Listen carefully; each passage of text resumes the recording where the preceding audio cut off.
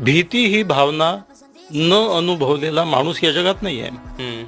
आणि सायकॉलॉजी म्हणजे मानसशास्त्राच्या दृष्टीने आम्ही भीतीची संकल्पना जी करतो ती कॅटेगराईज करताना सगळ्यात पहिली भीती, आदिम भीती, माणसाच्या संपूर्ण जीवनामधली प्राथमिक भीती ही अज्ञाताची भीती आहे.